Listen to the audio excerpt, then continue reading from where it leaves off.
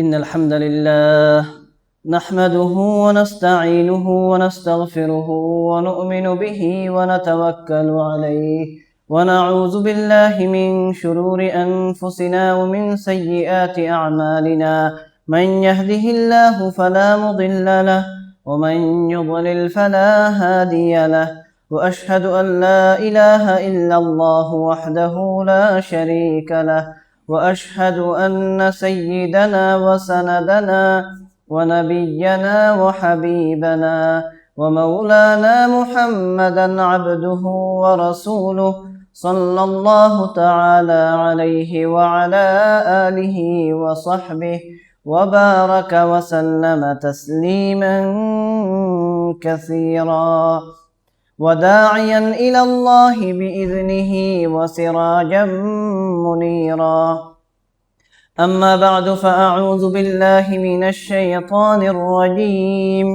بسم الله الرحمن الرحيم يا أيها الناس اعبدوا ربكم الذي خلقكم والذين من قبلكم لعلكم تتقون الذي جعل لكم الأرض فراشا والسماء بناء وأنزل من السماء ماء فأخرج به من الثمرات رزقا لكم فلا تجعلوا لله أندادا وأنتم تعلمون صدق الله مولانا العظيم وصدق رسوله النبي الكريم ونحن على ذلك لمن الشاهدين والشاكرين والحمد لله رب العالمين আমরা একটু মুহাব্বতের সাথে আন্তরিকতার সাথে দরুদ শরীফ পড়ি আল্লাহুম্মা সাল্লি আলা মুহাম্মাদিন ওয়া আলা আলি মুহাম্মাদ কামা সাল্লাইতা আলা ইব্রাহিম ওয়া আলা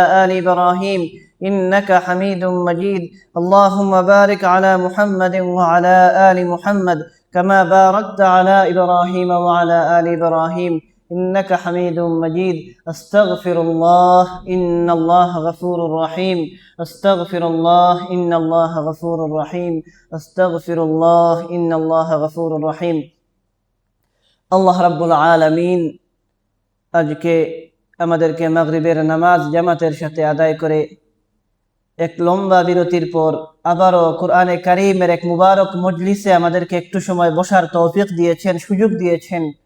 আমরা আল্লাহ রাব্বুল আলামিনের এই ইহসান আর অনুগ্রহের শুকরিয়া আদায় করে বলি আলহামদুলিল্লাহ। আমরা রমজানের জন্য কিছুটা বিরতি নিয়েছিলাম। রমজানের আগে ধারাবাহিকভাবে আমাদের তাফসীর চলমান ছিল। সূরাতুল ফাতিহা শেষ করার পরে আমরা রমজানুল মুবারকের আগে সূরাতুল বাকারার 2 রুকু আমরা সমাপ্ত করেছিলাম। আজকে আমাদের আলোচনা শুরু হবে সূরাতুল বাকারার 3 নম্বর রুকু থেকে। তৃতীয় রুকু থেকে আমরা সূরাতুল বাকারার আলোচনা শুরু করব। আমি আপনাদের সামনে তৃতীয় রুকুর প্রথম 2 আয়াত তিলাওয়াত করেছি। এর আগে প্রথম 2 রুকুর মধ্যে আল্লাহ রাব্বুল আলামিন যে আলোচনা আমাদের সামনে রেখেছেন, আমরা খেয়াল করলে মনে করলে আমরা দেখব যে আল্লাহ রাব্বুল আলামিন প্রথম 2 রুকুর মধ্যে গুরুত্ব সহকারে প্রথমে মুত্তাকিনদের আলোচনা করেছিলেন, এরপরে কাফেরদের আলোচনা করেছেন, এরপরে মুনাফিকদের আলোচনা করেছেন এবং 3 দলের আলোচনা করে কে কিসের দ্বারা ফায়দা পাবে, কে ক্ষতিগ্রস্ত হবে, এটাও আল্লাহ তাআলা বলেছেন। তো আমরা প্রথম 2 রুকুর আলোচনা থেকে বুঝতে পেরেছিলাম যে নবী করিম সাল্লাল্লাহু আলাইহি ওয়াসাল্লাম আমাদের সামনে যে দ্বীন নিয়ে এসেছেন, আমাদের সামনে যে দ্বীনকে উপস্থাপন করেছেন, সেই দ্বীন থেকে উপকৃত লাভ করবে তারা, উপকার পাবে তারা যারা মুত্তাকি। আমরা প্রথম 2 রুকুর আলোচনা থেকে, যেখানে মুত্তাকিনদের আলোচনার পাশাপাশি কাফের এবং ফাসিকদের আলোচনা ছিল, মুনাফিকদের আলোচনা ছিল, আমরা বুঝতে পেরেছি যে দুনিয়া এবং আখিরাতে একমাত্র সফলতা লাভ করবে ওইসব মানুষ যারা মুত্তাকি, আর ক্ষতিগ্রস্ত হবে কারা? যারা কাফের, যারা মুনাফিক, যারা ফাসিক। তো আমরা আজকে তৃতীয় রুকু থেকে আলোচনা শুরু করব। প্রথম 2 রুকুর আলোচনার পরে তৃতীয় রুকুতে আল্লাহ রাব্বুল আলামিন একসাথে সবাইকে উদ্দেশ্য করে হুকুম দিচ্ছেন, আলোচনা করছেন, সবাইকে সমানভাবে। আগের আলোচনা ছিল প্রথমে মুত্তাকিনদের আলোচনা, পরে কাফেরদের, মুনাফিকদের, কিন্তু তৃতীয় রুকুর শুরুর আয়াতটা সবার জন্য সমানভাবে প্রযোজ্য। আল্লাহ তাআলা সমানভাবে সবাইকে উদ্দেশ্য করে উপদেশ দিচ্ছেন। কি উপদেশ দিচ্ছেন আল্লাহ রাব্বুল আলামিন? আমরা দেখি আল্লাহ তাআলা বলেন, ইয়া আইয়ুহান নাসু উবুদু রাব্বাকুম, হে ঈমানদারগণ, ইয়া আইয়ুহান নাস, হে মানব সম্প্রদায়, হে মানুষেরা, সবাইকে উদ্দেশ্য করে বলছেন। এখানে কোনো কি করা হয় না, নির্দিষ্ট করা হয় নাই। ইয়া আইয়ুহান নাস, হে মানুষ সকল, উবুদু রাব্বাকুম, তোমরা ইবাদত করো তোমাদের রবের।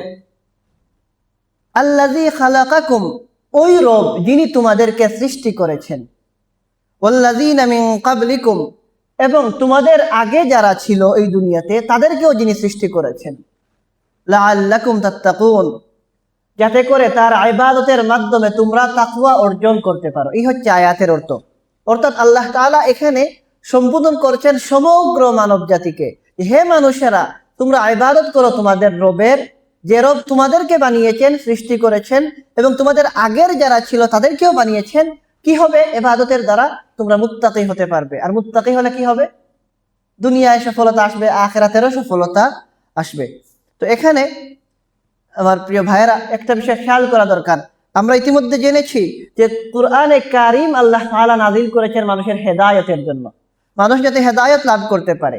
আর এই হেদায়েতের বিষয়টা দুইটা বিষয়ের সাথে ঘনিষ্ঠভাবে জড়িত। একটা হচ্ছে তাওহীদের সাথে, একটা রিসালাতের সাথে। তাওহীদকে বাদ দিয়ে কেউ হেদায়েত লাভ করতে পারবে না। রিসালাতকে, নবীজির প্রতি বিশ্বাস বাদ দিলে কেউ কি করতে পারবে না? হেদায়েত লাভ করতে পারবে না।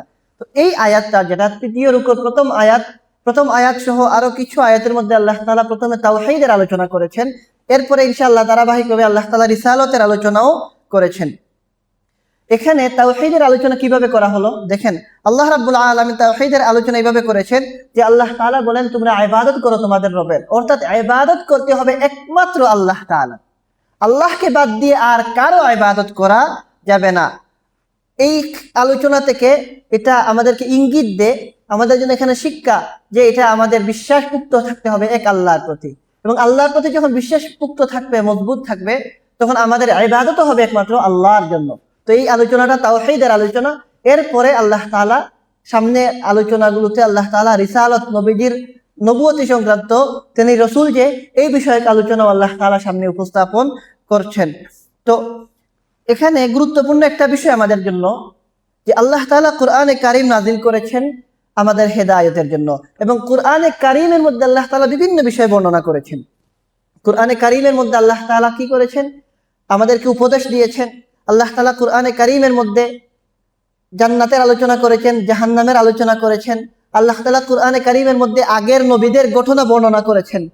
বিভিন্ন বিষয় নিয়ে আল্লাহ তাআলা কুরআনকে সাজিয়েছেন। এই বিভিন্ন বিষয়ের মধ্য থেকে কুরআনে কারীমের গুরুত্বপূর্ণ দুইটা বিষয় হচ্ছে যে আল্লাহ তাআলা কুরআনে কারীমের মধ্যে আমাদেরকে কিছু আদেশ করেছেন, কিছু হুকুম দিয়েছেন। আবার আল্লাহ তাআলা কিছু বিষয় থেকে আমাদেরকে নিষেধ করেছেন। এই যে আদেশ, আল্লাহ তাআলার সরাসরি আদেশ করা, হুকুম দেওয়া, এইগুলোকে বলা হয় আয়াতুল আহকাম বা আহকাম বিষয়ক আয়াত। কুরআনে কারীমের সব আয়াতগুলা কি না, সরাসরি নির্দেশ না। যেমন শুরুতে মুত্তাকিনদের আলোচনা যে করা হলো, এখানে আল্লাহ তাআলা মুত্তাকিনদের অবস্থা বর্ণনা করলেন, মুত্তাকিনরা সফল হবে। এখানে কি করা হয় না, সরাসরি আমাদেরকে হুকুম দেওয়া হয় না। হুকুম কাকে বলে? যে বলা, এটা করো, এটা করতে হবে, এটা করা যাবে না, এটা হুকুম। আল্লাহ তাআলা মুত্তাকিনদের কথা বলেছেন, যে মুত্তাকিন যারা তারা সফল হবে, মুত্তাকিনদের কোন কোন গুণ, এইরকম একটা বর্ণনা দিয়েছেন। আবার সামনে আরো বিভিন্ন ঘটনাবলী আসবে, এরপরে জান্নাতের আলোচনা আসবে, জাহান্নামের আলোচনা আসবে, কিয়ামতের আলোচনা আসবে। বিভিন্ন বিষয় নিয়ে সম্পৃক্ত আল্লাহ তাআলা কুরআনকে করেছেন। তো হুকুম যেটা, সরাসরি আদেশ করা যেটা, এটাকে বলা হয় আহকাম। এই বিষয়ে কুরআনে কারীমের মধ্যে অজস্র আয়াত আল্লাহ তাআলা নাযিল করেছেন। এই আহকাম বিষয়ক, অর্থাৎ আদেশ বিষয়ক আল্লাহ তাআলার যত আয়াত রয়েছে, এর মধ্যে সর্বপ্রথম আয়াত হচ্ছে এই আয়াত, আজকে আমাদের আলোচ্য আয়াত। এখানে আল্লাহ তাআলা সরাসরি বলেন কি, ইয়া আইয়ুহান নাসু উবুদু রাব্বাকুম, হে মানুষ সকল, হে মানব জাতি, তোমরা তোমাদের রবের ইবাদত করো। এটা আদেশ। তো আল্লাহ তাআলা আমাদেরকে সর্বপ্রথম যে আদেশ করেছেন সেটা হচ্ছে তাওহীদের আদেশ, এক আল্লাহর প্রতি বিশ্বাসের আদেশ, এক আল্লাহর ইবাদত করার আদেশ। একজন বড় আলেম, বড় মুফাসসির ছিলেন ইমাম বাগাবী রাহমাতুল্লাহি আলাইহি। তার একটা কিতাব আছে মাআলিমুত তানজিল। তিনি ওই কিতাবের মধ্যে হযরত ইবনে আব্বাস রাদিয়াল্লাহু তাআলা আনহুমার সূত্রে বর্ণনা করেন যে আল্লাহ রাব্বুল আলামিন যেখানেই কোরআনে কারীমের মধ্যে ইবাদতের আলোচনা করেছেন, এই ইবাদত দ্বারা উদ্দেশ্য হচ্ছে তাওহীদ। কারণ তাওহীদ ছাড়া মানুষের দুনিয়াতে সফলতার আর আখিরাতের সফলতার কোনো রাস্তা নাই। একটাই উপায়, আল্লাহর একত্ববাদের বিশ্বাস। এই বিশ্বাস ছাড়া যা কিছু করেন না কেন কেউ কোনো ফায়দা হবে না। তো আল্লাহ রাব্বুল আলামিন সর্বপ্রথম 3 নম্বর রুকুর প্রথম আয়াতের মধ্যে তাওহীদের আলোচনা করেছেন। এজন্য আমাদের জানা দরকার তাওহীদ কাকে বলে। আল্লাহ রাব্বুল আলামিনকে এক জেনে তার প্রতি বিশ্বাস আনা, ঈমান আনাকে তাওহীদ বলা হয়। এই তাওহীদ শব্দটা আরবি ওয়াও হা দাল এই 3টা হরফ দ্বারা গঠিত হয়েছে। এর মধ্যে একের একত্ববাদের একটা অর্থ পাওয়া যায়। আরবি ভাষায় আমরা যেভাবে বাংলায় এক বলি, 2 বলি বা ইংরেজিতে 1 2 বলি, আরবি ভাষায় এক বোঝানোর জন্য ওয়াহিদ ব্যবহার হয়। তো এখানকার হরফ হচ্ছে ওয়াও হা দাল। আমাদের বুঝতে হবে যে ইসলামের মৌলিক আকীদা হচ্ছে, মূল বিশ্বাসের অন্যতম হচ্ছে আকীদায়ে তাওহীদ বা একত্ববাদের বিশ্বাস। এই বিশ্বাস মানুষকে মানুষ বানায়। তাওহীদের বিশ্বাস ছাড়া, এক আল্লাহর প্রতি বিশ্বাস ছাড়া মানুষ কি না? মানুষ না। মানুষ তো কি না? শুধুমাত্র এই শরীরের নাম মানুষ না। মানুষ আত্মা এবং শরীর উভয়টার নাম হচ্ছে মানুষ। রূহ এবং শরীরের উভয়টার মিশ্রণ নাম হচ্ছে মানুষ। শুধুমাত্র এই শরীরের নাম কি না? মানুষ না। এখন মানুষ কখন প্রকৃত অর্থে মানুষ হবে? যখন তার রূহটা ভালো হবে, তার জিসিমটা, শরীরটা ভালো হবে। আমাদের রূহটা কখন ভালো হবে? যখন আমাদের বিশ্বাস থাকবে আল্লাহর প্রতি। এই জন্য মানুষকে মানুষ হওয়ার জন্য তাওহীদের বিশ্বাস তার মধ্যে থাকতে হবে। একমাত্র এই তাওহীদের বিশ্বাস, এক আল্লাহর প্রতি বিশ্বাস মানুষের যাবতীয় সমস্যার সমাধান করে দেয় এবং সকল বিপদে আমাদেরকে আশ্রয় দেয়, প্রশ্রয় দেয়, আমাদেরকে সব বিপদ থেকে উদ্ধার করে, আমাদেরকে রাস্তা দেখায়। এটা হচ্ছে তাওহীদের বিশ্বাস। আমরা যারা এক আল্লাহকে বিশ্বাস করি, আমাদের উপর বিপদ আসলেও কি আমাদের ইয়াকিন থাকে আল্লাহ আছেন। বিপদে আমাদের কোনো ক্ষতি নাই, আল্লাহ তাআলা আমাদের জন্য কি রেখেছেন? কল্যাণ রেখেছেন। আমরা যখন কোনো ফায়দা পাই তখন আমরা খুশি হই, শুকরিয়া আদায় করি, আলহামদুলিল্লাহ। আল্লাহ তাআলা শুকরিয়া আদায় করলে আমাদেরকে ফায়দা দেন। আবার যখন বিপদ আসে আমরা সবর করি, আর সবর করলেও আল্লাহ তাআলা আমাদেরকে ফায়দা দেন। এটা একমাত্র তাওহীদবাদী যারা, তাদের এই ফায়দা হয়। এছাড়া অন্য কারো কি হবে না? এই ফায়দা হবে না। অন্যরা বিপদে পড়লে তারা কি করতে পারে না? সবর করতে পারে না। আবার ফায়দা যখন পায়, খুশির কোনো সংবাদ পায়, তখন তার শুকরিয়াও আদায় করে না। তো দেখা গেল যারা তাওহীদবাদী, এক আল্লাহকে বিশ্বাস করে, তারা একমাত্র কি পায়? দুনিয়াতেও সফলতা লাভ করে, আখিরাতেও সফলতা লাভ করে। এজন্য আমার ভাইয়েরা, বেশি সময় লম্বা করবো না এই আলোচনায়। তাওহীদের আলোচনার মধ্যে আমাদের জানা দরকার যে উলামায়ে উম্মাহ, এই উম্মতের উলামায়ে কেরাম তাওহীদকে 3 ভাগে বিভক্ত করেছেন। এর মধ্যে একটা হচ্ছে তাওহীদুল উলুহিয়্যাহ, একটা হচ্ছে তাওহীদুর রুবুবিয়্যাহ, আর একটা হচ্ছে তাওহীদুল আসমা ওয়াস সিফাত। খুব সংক্ষেপে বা সহজে যদি বলতে হয়, তাওহীদুল উলুহিয়্যাহ কাকে বলে? এককভাবে আল্লাহ রাব্বুল আলামিনের ইবাদত করাকে তাওহীদে উলুহিয়্যাহ বলা হয়। অর্থাৎ মানুষ যেভাবে আল্লাহর ইবাদত করে এবং আল্লাহ রাব্বুল আলামিনের ইবাদত করে তার কাছাকাছি যাওয়ার চেষ্টা করে, এই ইবাদত করার ক্ষেত্রে এবং আল্লাহর ঘনিষ্ঠ হওয়ার ক্ষেত্রে অন্য কাউকে শরীক না করা। মানুষের একমাত্র উদ্দেশ্য থাকতে হবে যে আমার ইলাহ, আমার ইবাদতের উপযুক্ত হচ্ছেন একমাত্র আমার মাবুদ হচ্ছেন আল্লাহ, তিনি ছাড়া আর কেউ নাই। এই জায়গায় কাউকে শরীক করা যাবে না। এটাকে বলা হয় তাওহীদুল উলুহিয়্যাহ। এরপরে আরেকটা হচ্ছে তাওহীদের প্রকার তাওহীদুর রুবুবিয়্যাহ, অর্থাৎ সৃষ্টির ক্ষেত্রে, রাজত্বের ক্ষেত্রে, কর্তৃত্বের ক্ষেত্রে এবং পরিচালনার ক্ষেত্রে আল্লাহকে এক হিসাবে বিশ্বাস করা। বিশ্বাস করতে হবে এই যা কিছু সৃষ্টি করা হয়েছে দুনিয়া এবং আসমান জমিনে, দুনিয়া এবং আখিরাতে, এই সব কিছু সৃষ্টি করেছেন একমাত্র আল্লাহ তাআলা।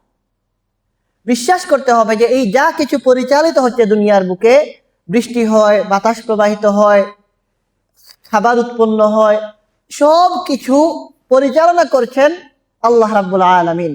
এই দুনিয়ার বুকে রাজত্ব, সমগ্র সৃষ্টি জগতের বুকে রাজত্ব হচ্ছে একমাত্র আল্লাহ রাব্বুল আলামিনের। এই বিশ্বাসের মধ্যে কি থাকতে পারবে না?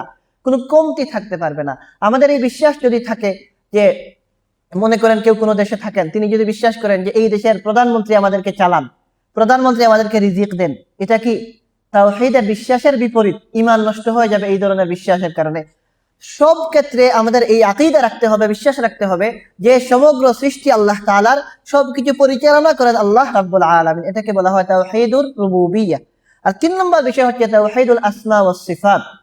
এটা অর্থাৎ আল্লাহ রাব্বুল আলামিন তার নিজের জন্য কিছু নাম নির্ধারণ করেছেন, যেটা আমরা কুরআনে কারীমের মধ্যে পাই। ওয়ালিল্লাহিল আসমাউল হুসনা ফাদউহু বিহা। আল্লাহ তাআলা কুরআনে কারীমের মধ্যে বলেন যে আল্লাহ রাব্বুল আলামিনের জন্য রয়েছে কতিপয় সুন্দর নাম, ফাদউহু বিহা, তোমরা এই নামগুলি দিয়ে আল্লাহকে ডাকো।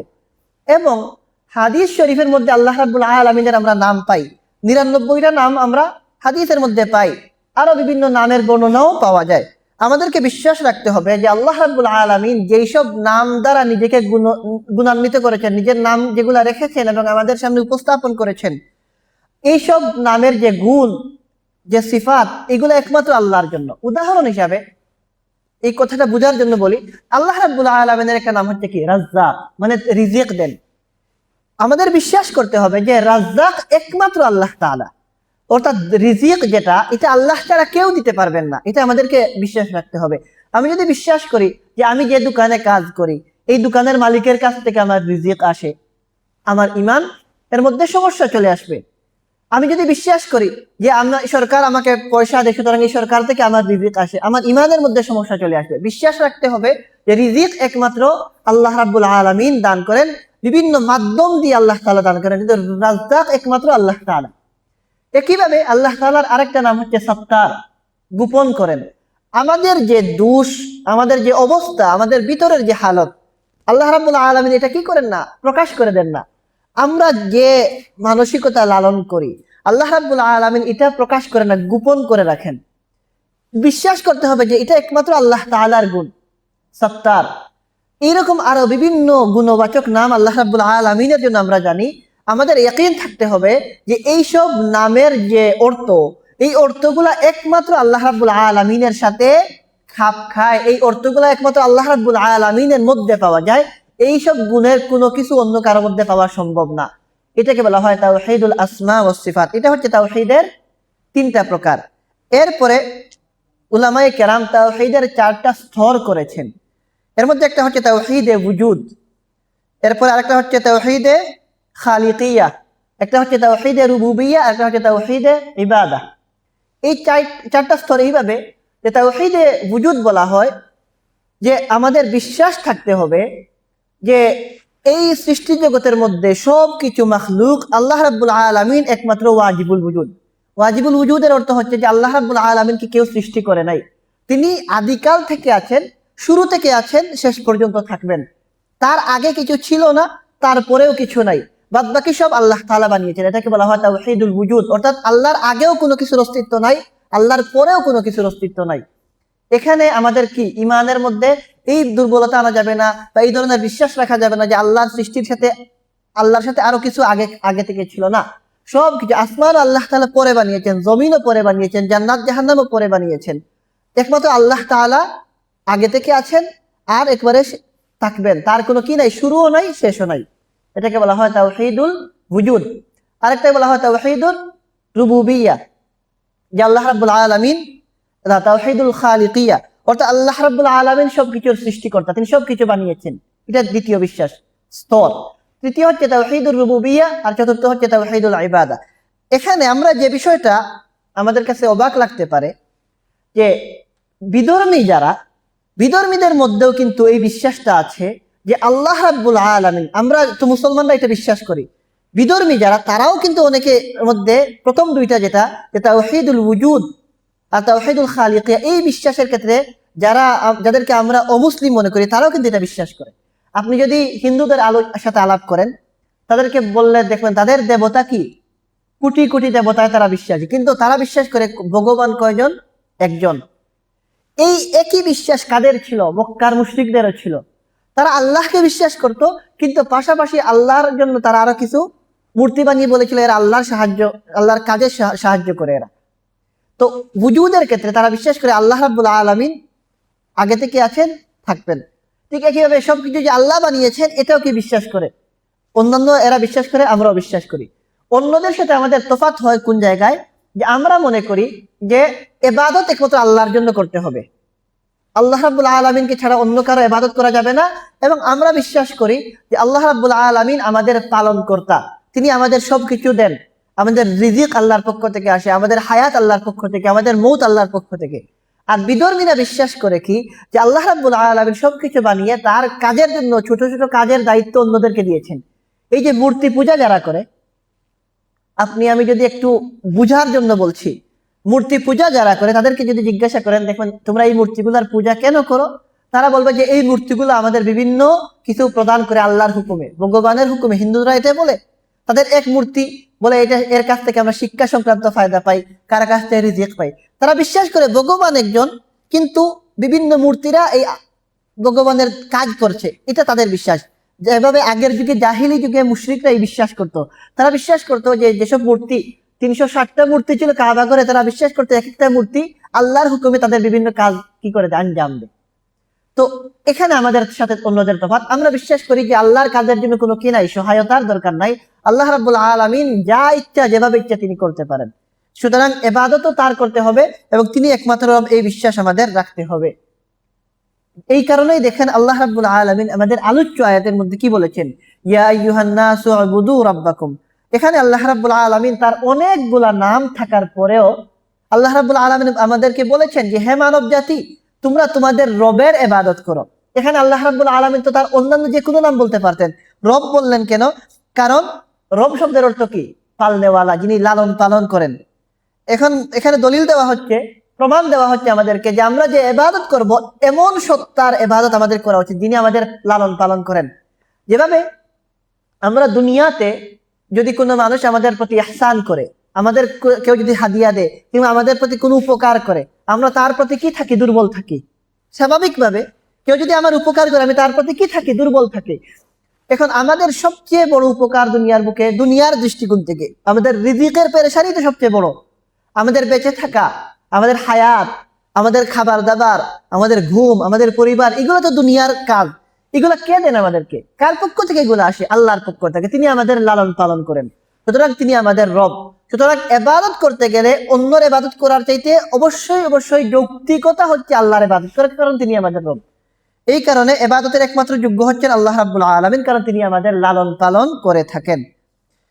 তিনি আমাদেরকে প্রকৃত মানুষ বানিয়েছেন, সুতরাং আমাদের দায়িত্ব হচ্ছে একমাত্র তারই ইবাদত করা।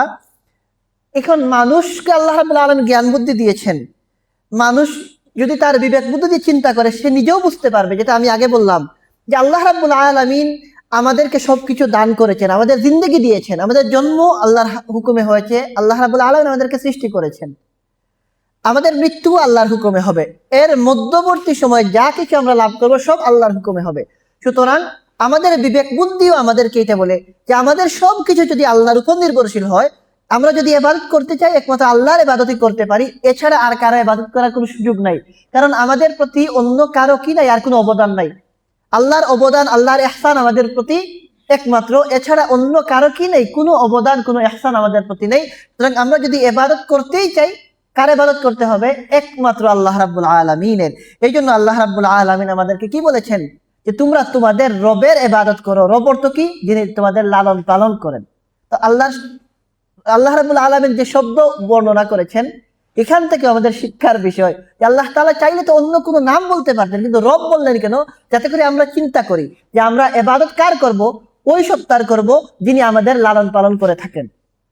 এরপরে দেখেন আল্লাহ রাব্বুল আলামিন শুধু এই কথা বলেই থেমে যান নাই যে তোমরা তোমাদের রবের ইবাদত করো যিনি তোমাদের সৃষ্টি করেছেন, বরং আল্লাহ তাআলা বলেছেন ওয়াল্লাযীনা মিন ক্বাবলিকুম, তোমাদের আগের যারা ছিল তাদেরকেও সৃষ্টি করেছেন। এখান থেকে আগের উম্মতের কথাও চলে আসলো যে সমগ্র সৃষ্টি জগৎ আল্লাহ তাআলার। আমাদেরকে বানিয়েছেন শুধু না, আমাদের আগে 1000 বছর আগে যারা ছিল তাদেরকেও আল্লাহ তাআলা বানিয়েছেন, তারও আগে যারা ছিল তাদেরকে আল্লাহ তাআলা বানিয়েছেন, আমাদের পরে যারা আসবে তাদেরকে আল্লাহ তাআলা সৃষ্টি করবেন। তো এখান থেকেও এটা বুঝে আসে যে আল্লাহর ক্ষমতার মধ্যে আর কারো কি নাই, কোনো অংশীদারিত্ব নাই। সুতরাং একমাত্র ইবাদত করতে হবে আল্লাহ রাব্বুল আলামিনের। ফায়দা কি হবে ইবাদত করার দ্বারা? আল্লাহ তাআলা বলেন লাআল্লাকুম তাত্তাকুন, যাতে করে তাকওয়া অর্জন হয়। কারণ কি? আমরা তাকওয়ার সম্পর্কে জেনেছি ইতিমধ্যে যে একমাত্র সফলতার রাস্তা হচ্ছে মুত্তাকি হওয়া। মুত্তাকি ছাড়া কেউ কোনো সফলতা লাভ করতে পারবে না। আল্লাহর ভয় না থাকলে আমাদের কোনো সফলতা আসবে না।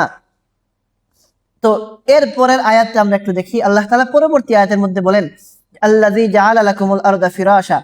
এখানে আল্লাহ তাআলা আমাদের সামনে কিছু দলিল দিচ্ছেন যে আমরা কেন আল্লাহর ইবাদত করব, কেন আল্লাহ রাব্বুল আলামিনের ইবাদত করা ছাড়া অন্য কারো ইবাদত করার চিন্তাও করব না, ফিকিরও করব না, বরং একমাত্র আল্লাহর ইবাদতের মধ্যে আমরা নিজেদের লাগিয়ে রাখবো। এর পক্ষে দলিল দিচ্ছেন আল্লাহ তাআলা বলেন যে আল্লাযী জাআলা লাকুমুল আরদা ফিরাশা, যিনি তোমাদের জন্য আল আরদা এই জমিনকে বানিয়েছেন ফিরাশা বিছানা স্বরূপ। এই জমিনকে, এই দুনিয়াকে যিনি তোমাদের জন্য বানিয়েছেন বিছানার মতো, ওয়াসসামাআ বিনাআ, এবং যিনি আসমানকে বানিয়েছেন তোমাদের জন্য ছাদ হিসাবে, ছাদের মতো, ছাদ স্বরূপ। এরপরে ওয়া আনজালা মিনাস সামাই মাআ, এবং যিনি নাজিল করেছেন আসমান থেকে বৃষ্টি, ফাআখরাজা বিহি মিনাস সামারাতি রিজকাল লাকুম, এবং এরপরে তিনি উৎপন্ন করেছেন এর দ্বারা ফলমূল।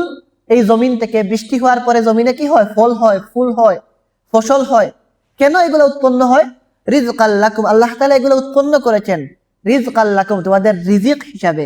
অতএব এই যে এত নিয়ামত তোমাদেরকে আল্লাহ তাআলা দিলেন, এই জমিনকে তোমাদের জন্য বিছানা বানিয়েছেন, এই আসমানকে তোমাদের জন্য ছাদ বানিয়েছেন, এবং তিনি তোমাদের জন্য আসমান থেকে বৃষ্টি নাজিল করেন, বৃষ্টি বর্ষণ করেন, এবং এই বৃষ্টির মাধ্যমে তিনি কি করেন?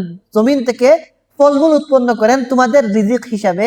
অতএব ফালা তাজআলু লিল্লাহি আনদাদা ওয়া আনতুম তা'লামুন, অতএব তোমরা জেনে বুঝে আল্লাহর জন্য অন্য কোনো শরীক সাব্যস্ত করো না, আল্লাহর শরীক আর কাউকে মনে করো না। যে তোমরা জানো আল্লাহ তাআলার এত ইহসান তোমাদের প্রতি, এরপরেও তোমরা আল্লাহর সাথে আর কাউকে শরীক করার চিন্তা করো না।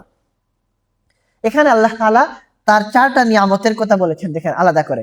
একটা হচ্ছে যে তিনি কি করেছেন? জমিনকে বিছানা বানিয়েছেন, আসমানকে ছাদ বানিয়েছেন, এবং আসমান থেকে বৃষ্টি নাজিল করেন, এবং এই বৃষ্টির মাধ্যমে জমিন থেকে ফল উৎপন্ন করেন।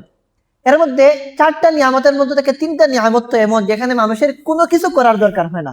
এই জমিন যে আমাদের জন্য স্থির হয়ে আছে, এখানে যে আমরা হাঁটি, আমাদের কি হয় না? কষ্ট হয় না।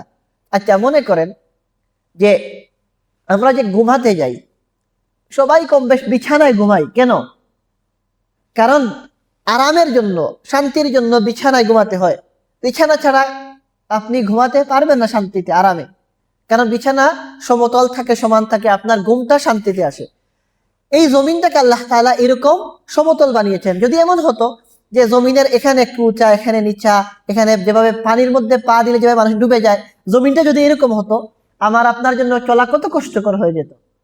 চিন্তা করে দেখেন, একটু বৃষ্টি হলে আর কাদামাটি যে রাস্তায় আছে, ওইখান দিয়ে চলতে গেলে ঠের পাওয়া যায় যে আল্লাহ তাআলা এই জমিনকে আমাদের জন্য যে এত সুন্দর করে শক্ত করে বানিয়েছেন, যেখান দিয়ে আমরা আরামে চলতে পারি। আমরা চলতে পারি, আমাদের আগের যুগে বাহন, ঘোড়া, উট এগুলো চলতে পারতো, এখন আমাদের গাড়িও চলতে পারে। ভবিষ্যতে আরো যা আবিষ্কার হবে এগুলোও চলবে। আল্লাহ তাআলার কত ইহসান! আসমানকে আমাদের জন্য ছাদ বানিয়েছেন, কত অনুগ্রহ করেছেন। আসমান থেকে এই বৃষ্টি তার হুকুমে নাযিল হয়, এখানে আমাদের কোনো কিছু করতে হয় না। ফসলও উৎপন্ন হয়, আমাদের একটু মেহনত করতে হয়, কিন্তু এটাও আল্লাহর হুকুমে। যদি আল্লাহ তাআলা বৃষ্টি না দিতেন, ফসল উৎপন্ন হতো না। সুতরাং এটাও বলার সুযোগ নাই যে ফসল আমরা মানুষ কাজ করে উৎপন্ন করে না।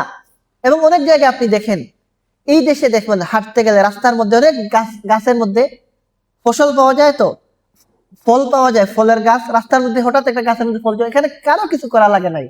অনেক জায়গায় আপনার ঘরের মধ্যে গাছ থাকলে সব ফসল বা সব ফল যে আপনার মেহনতের দ্বারা হয় এমন না, গাছ আছে এখানে, আল্লাহর হুকুমে বৃষ্টির পানি এখানে পড়ে, অটোমেটিকই ফল চলে আসে। সুতরাং আল্লাহর নিয়ামত আমাদের প্রতি এত বেশি যে এখানে আমাদের কোনো মেহনতেরও দরকার নাই, আল্লাহ তাআলা আমাদেরকে এগুলা দান করেছেন। এবং গুরুত্বপূর্ণ একটা বিষয় দেখেন, আল্লাহ রাব্বুল আলামিন এই সবগুলা উল্লেখ করে বললেন কি? রিজকাল লাকুম, তোমাদের জন্য রিজিক স্বরূপ। এখান থেকে আমাদের বুঝতে হবে যে আল্লাহ তাআলা যা কিছু বানিয়েছেন সব আমাদের জন্য। এটা আল্লাহ তাআলার কত বড় ইহসান আমাদের জন্য। আমরা কারা? আমরা তো কিছুই না। আমাদের পরিচয় কি আসলে?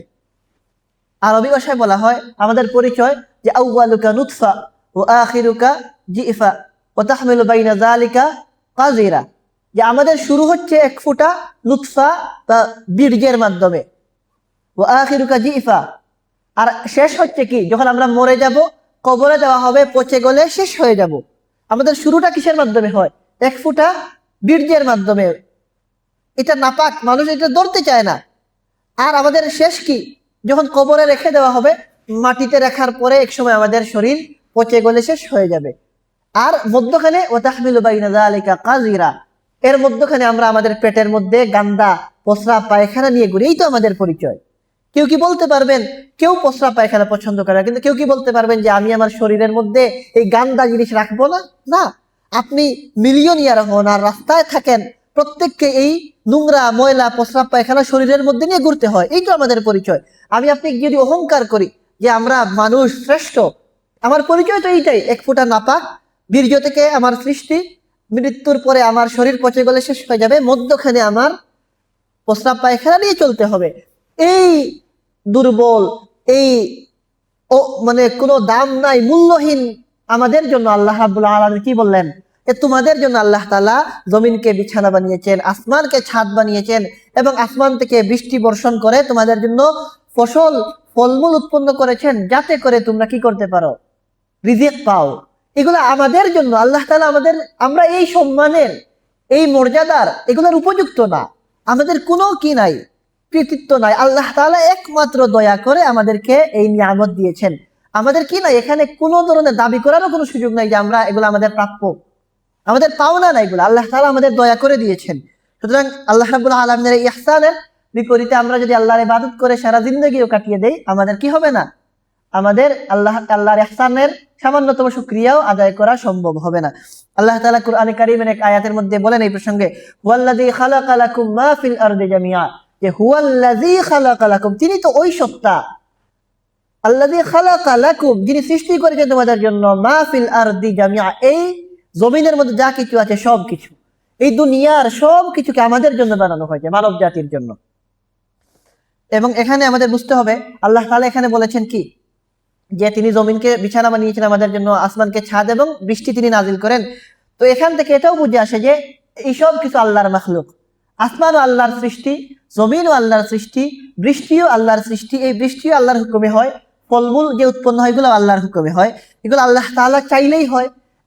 অন্যদের যে বিশ্বাস, যেভাবে অমুসলিমরা বিশ্বাস করে, অবিশ্বাসীরা বিশ্বাস করে, যেমন কোন কোন ধর্মের মানুষেরা বিশ্বাস করে যে বৃষ্টির জন্য একজন দেবতা আছেন, বৃষ্টির দেবতা, নাউযুবিল্লাহ। আমরা এটা বিশ্বাস করি না। আমরা বিশ্বাস করি আল্লাহর হুকুম হয় বৃষ্টি হয়, আল্লাহর হুকুম হয়, আল্লাহর হুকুমে সবকিছু হয়। এখানে অন্যের কি নাই, কোনো সাহায্যের, আল্লাহর কাজে সহযোগিতা করার কোনো দরকার নেই। কারণ সহযোগিতা লাগে দুর্বলদের, আমরা দুর্বল, আমাদের কাজের ক্ষেত্রে সহযোগিতা লাগে।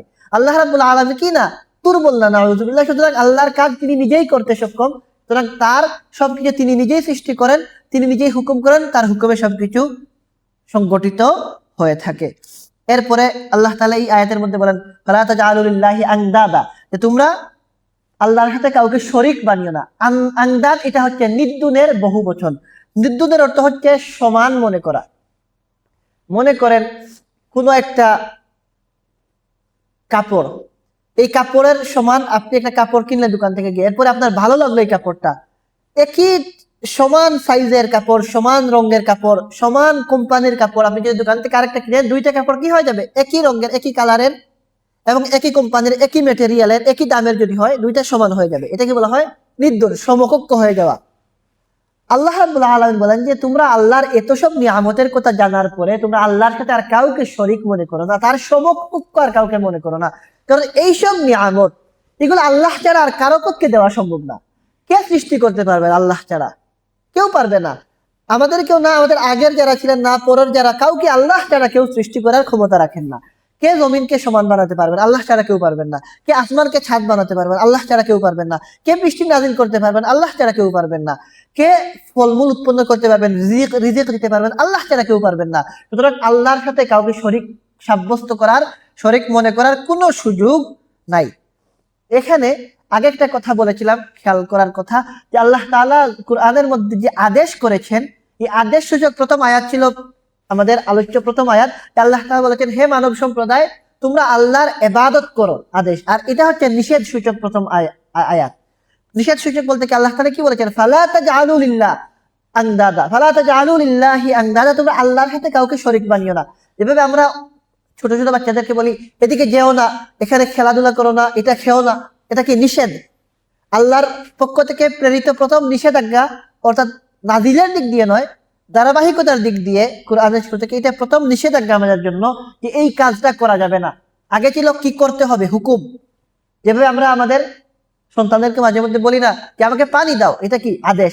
আমাদের ছাত্রদেরকে আমরা বলি যে পড়া দাও, আদেশ করা হয়। এভাবে আল্লাহ তাআলা আমাদেরকে প্রথম আদেশ করেছেন কোনটা, যে তার ইবাদত করতে হবে, অর্থাৎ তাওহীদের বিশ্বাস আমাদের পুক্ত করতে হবে। আর নিষেধ করলেন কি কোনটা, লা তাজআলু লিল্লাহি আনদাদা, যে তোমরা আল্লাহর সাথে কাউকে শরীক বানিও না। সুতরাং আল্লাহর সাথে কাউকে শরীক সাব্যস্ত করা যাবে না, কারণ দুনিয়ার বুকে সবচেয়ে জঘন্যতম গুনাহ হচ্ছে আল্লাহর সাথে কাউকে শরীক মনে করা। হযরত আব্দুল্লাহ ইবনে মাসউদ রাদিয়াল্লাহু তাআলা আনহু থেকে বর্ণিত যে রাসূলুল্লাহ সাল্লাল্লাহু আলাইহি ওয়াসাল্লামকে জিজ্ঞাসা করা হলো, সবচেয়ে জঘন্যতম পাপ কি, গুনাহ কি, সবচেয়ে জঘন্যতম গুনাহ কি? তিনি বললেন যে আল্লাহর সাথে কাউকে শরীক মনে করা। অথচ তিনি সবকিছু সৃষ্টি করেছেন, আল্লাহ তাআলা সবকিছু বানিয়েছেন।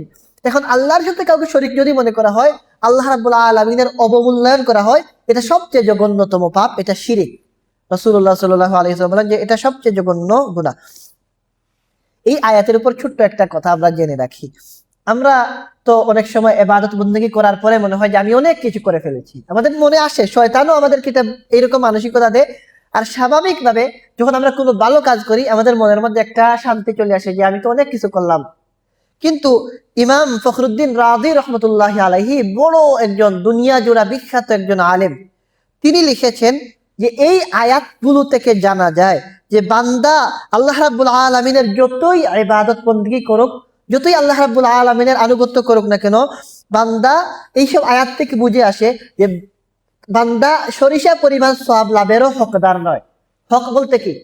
হক বলতে ধরেন আপনি কোথাও গিয়ে কাজ করলেন, দোকানে সকাল 8টা থেকে 4টা পর্যন্ত আপনি কাজ করলেন।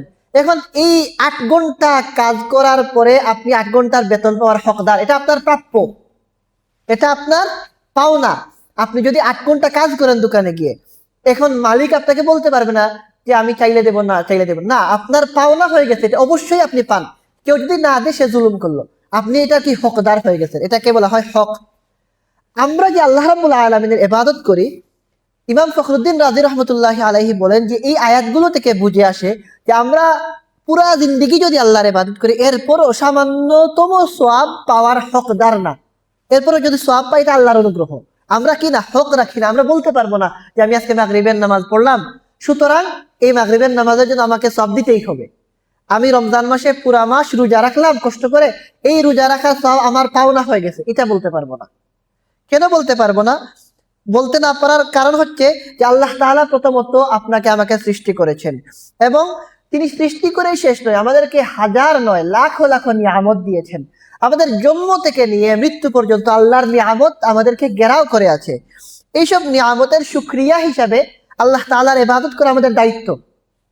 এখন মনে করেন যদি দুনিয়ার বুকে কোনো বাদশা কারো প্রতি কোনো অনুগ্রহ করে, আর এর শুকরিয়া স্বরূপ কেউ যদি বাদশার কৃতজ্ঞতা আদায় করে, এই কৃতজ্ঞতা আদায়ের পরে এটা মনে করা যাবে না যে আমি কৃতজ্ঞতা আদায় করলাম সুতরাং আমি আরো কিছু পাওয়ার হকদার না। অথবা মনে করেন আপনি কারোর সাথে চলাফেরা করছেন, এখন আপনার কেউ একজন উপকার করলো, একজন আপনার উপকার করলো কোনো একটা বিষয়ের দিক দিয়ে, আপনার উপকার করার পরে আপনি কি করলেন, তার শুকরিয়া আদায় করলেন। এই শুকরিয়া আদায় করার পরে আপনি এটা মনে মনে চাইতে পারবেন না, অথবা দাবিও করতে পারবেন না যে আমি যেহেতু তার শুকরিয়া আদায় করলাম, শুকরিয়া আদায় করার একটা ভালো কাজ, সুতরাং আমি আরো কিছু চাই তার কাছে, পাওনা হয়ে গেছে। পাওনা তো হবে না, কারণ আপনি শুকরিয়া আদায় করলেন কেন? কারণ আপনার কি হয়েছে, আপনার উপকার ওই ব্যক্তি করেছে। সুতরাং শুকরিয়া আদায় করার দ্বারা কোনো কিছু হকদার হওয়া যায় না। কেউ যদি কৃতজ্ঞতা আদায় করে, কৃতজ্ঞতা আদায়ের দ্বারা কি হওয়া যায় না, হকদার হওয়া যায় না। সুতরাং আমরা যে আল্লাহ রাব্বুল আলামিনের ইবাদত করি, আল্লাহ তাআলা আমাদের সৃষ্টি করেছেন, আমাদের অজস্র অগণিত নিয়ামত দিয়েছেন, এইসব নিয়ামতের বিপরীতে আমাদের শুকরিয়া আদায় স্বরূপ ইবাদত করা আমাদের দায়িত্ব। দায়িত্ব আদায় করলে কি হবে না, পাওনাদার হয়ে যাব না আমরা। এই কারণে হাদিসের মধ্যে এসেছে, বড় গুরুত্বপূর্ণ হাদিস, ইনশাআল্লাহ এই হাদিসের পরে আমরা আলোচনা শেষ করব। عن أبي هريرة رضي الله تعالى عنه قال قال رسول الله صلى الله عليه وسلم, হযরত আবু হুরায়রা রাদিয়াল্লাহু তাআলা আনহু থেকে বর্ণিত, রাসূলুল্লাহ সাল্লাল্লাহু আলাইহি ওয়াসাল্লাম বলেছেন যে লান ইউদখিলা আহাদুম মিনকুম আমালুহুল জান্নাহ, যে কোন মানুষ তোমাদের মধ্য থেকে একজনও এমন না যে তার আমলের কারণে সে জান্নাতে যাবে। হাদিসটা আবার শুনি, যে কোন মানুষ এমন নাই তোমাদের মধ্যে। সাহাবায়ে কেরামকে বললেন রাসূলুল্লাহ সাল্লাল্লাহু আলাইহি ওয়াসাল্লাম, লান ইউদখিলা আহাদাম মিনকুম আমালুহুল জান্নাহ, তোমাদের মধ্যে একজন মানুষ এমন নাই যে তার আমলের কারণে জান্নাতে যাবে। এরপরে সাহাবায়ে কেরাম যখন এই কথা শুনলেন পেরেশান হয়ে গেলেন, যে আমরা আমল করছি জান্নাতে যাওয়ার জন্য। এখন আমরা যদি আমলের কারণে জান্নাতে না যাই, তবে জান্নাতে কিসের কারণে যাব? তখন তো জান্নাত যেটার বিনিময় আমার পাওয়ার কথা জান্নাত, ওইটাই যদি আমার বিনিময় না হয়, তা আমি তো জান্নাতে যাওয়ার আশা কেমনে করব? তারা ভয় পেলেন এবং জিজ্ঞাসা করলেন, ক্বালু ওয়ালা আনতা ইয়া রাসূলুল্লাহ, হে আল্লাহর রাসূল, আপনার কি অবস্থা? আপনিও কি আপনার আমলের কারণে জান্নাতে যাবেন না? রাসূলুল্লাহ সাল্লাল্লাহু আলাইহি ওয়াসাল্লাম বলেন যে ওয়ালা আনা, জেনে রাখো আমি মুহাম্মাদুর রাসূলুল্লাহ সাল্লাল্লাহু আলাইহি ওয়াসাল্লাম, তিনি বলেন আমি নিজেও কি যাব না, আমার আমলের কারণে জান্নাতে যাব না। কিভাবে যাব? ইল্লা আন ইয়াতাগাম্মাদানি আল্লাহু মিনহু বিফাজলিন ওয়া রাহমাহ, যদি না আল্লাহ রাব্বুল আলামিন আমার প্রতি তার অনুগ্রহ এবং রহমত না দেন, তিনি তার অনুগ্রহ এবং রহমতের দ্বারা যদি আমাকে ডেকে না নেন। এই হচ্ছে আসল বিষয়, যে জান্নাতে আমরা যাব ইনশাআল্লাহ। আমরা বিশ্বাস করি, আমরা ইমানদার, আমরা মুমিন, আমরা মুসলমান, আমরা জান্নাত চাই, আল্লাহর কাছে দোয়া করি, আমাদের আকাঙ্ক্ষা আমরা জান্নাতে যাব। কিন্তু আমরা কি হিসাবে যাব না? দাবিদার হিসাবে যাব না, হকদার হিসাবে যাব না, আল্লাহর অনুগ্রহের কারণে যাব, ভিক্ষা হিসাবে যাব। এটা বুঝতে হবে। একটা হচ্ছে আল্লাহর পক্ষ থেকে আল্লাহ আমাদেরকে দয়া করে মায়া করে দিয়ে দিবেন। আমরা এটা বলতে পারবো না যে আমি ইবাদত করলাম সুতরাং আপনি আমাকে দেওয়াই লাগবে। এটা হয়ে যাবে দাবি। এইরকম দাবি করার কোনো সুযোগ আমাদের থাকবে না। আল্লাহ তাআলা আমাদেরকে বুঝার তৌফিক দান করুন। এটা যখন আমরা বুঝবো, তখন আমার মধ্যে আরো বিনয় আসবে, নম্রতা আসবে। আমি কি করব? ইবাদত করার পরেও আমার মধ্যে ভয় থাকবে এবং আমি চিন্তা করবো যে আমার ইবাদত আমাকে জান্নাতে নিয়ে যাবে না, একমাত্র আল্লাহর দয়া। সুতরাং ইবাদত করার পাশাপাশি আমার মধ্যে নরম ভাব থাকবে। আমি আল্লাহর ইবাদত করার পাশাপাশি আল্লাহর আনুগত্য মন থেকে করার আপ্রাণ চেষ্টা করবো, কারণ আমার মধ্যে অহংকার আসবে না। যাই হোক, এখানে দেখেন আল্লাহ রাব্বুল আলামিন এই দুই আয়াতের মধ্যে ধারাবাহিকভাবে 5টা দলিল পেশ করেছেন, যাতে করে আমরা আল্লাহর প্রতি বিশ্বাস আনতে পারি। আল্লাহ তাআলা প্রথমে দলিল দিলেন যে তোমরা তোমাদের রবের ইবাদত করো যিনি তোমাদের সৃষ্টি করেছেন। 1 নম্বর দলিল, যে তিনি তোমাদের সৃষ্টি করেছেন। 2 নম্বর দলিল হচ্ছে আমাদেরকে সৃষ্টি করে শেষ নয়, আমাদের আগের যারা ওয়াল্লাযীনা মিন ক্বাবলিকুম, আমাদের আগের যারা তাদেরকেও সৃষ্টি করেছেন। 3 নম্বর দলিল হচ্ছে আল্লাহ তাআলা জমিনকে বিছানা বানিয়েছেন। 4 নম্বর দলিল হচ্ছে আল্লাহ তাআলা আসমানকে ছাদ বানিয়েছেন। এবং 5 নম্বর দলিল হচ্ছে আসমান থেকে বৃষ্টি বর্ষণ করে এই বৃষ্টির মাধ্যমে ফলমূল ফসল আদি উৎপন্ন করেছেন। এইসব উদাহরণ দেওয়ার পিছনে উদ্দেশ্য কি? যাতে করে আমরা বুঝতে পারি যে আমাদের এই জিন্দেগিটা আল্লাহর দেওয়া নাজ নিয়ামত, আল্লাহর দেওয়া রহমতের দ্বারা ঘেরাও করা আছে। সুতরাং এই দুনিয়ার বুকে আমাদের একটাই কাজ, আল্লাহ তাআলার ইবাদত করা। এই ইবাদতের আগে প্রথম কাজ হচ্ছে একত্ববাদের বিশ্বাস।